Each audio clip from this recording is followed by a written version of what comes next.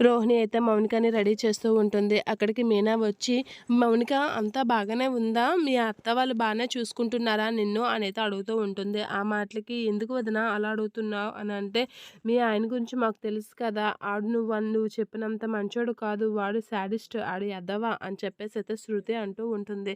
అలా అనేసరికి మౌనిక అయితే అలా చూస్తూ ఉండిపోతూ ఉంటుంది. "అవును మౌనిక, నీ భర్త గురించి నాకు, మీ అన్నయ్యకి బాగా తెలుసు.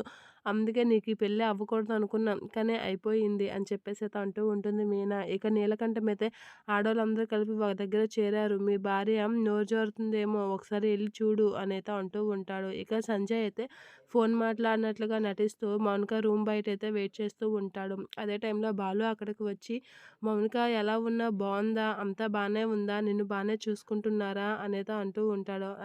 అదే టైంలో బయటన సంజయ్ ఉండడం గమనించిన మౌనిక అయితే ఇలా మాట్లాడుతూ ఉంటుంది. "ఏంటన్నయ్య, నిన్ను ఈ ఫంక్షన్‌లో ఉండొద్దని చెప్పాం కదా! ఎందుకు ఉన్నావు?" అని చెప్పేసి అయితే అంటూ ఉంటుంది. ఆ మాటలకి మౌనిక వీళ్ళందరూ షాక్ అవుతూ ఉంటారు. "అదేంటి? మీ అత్తయ్య వాళ్ళే కదా మీ అన్నయ్యని ఉండమని చెప్పారు. ఇప్పుడు నువ్వెందుకు ఇలా అంటున్నావు మౌనిక" అనైతే అంటూ ఉంటుంది మీనా. ఇక మౌనిక ఆడిన మాటలకి బాలు అయితే ఫీల్ అవుతూ ఉంటాడు. రోహిణి అయితే షాక్ అవుతూ ఉంటుంది.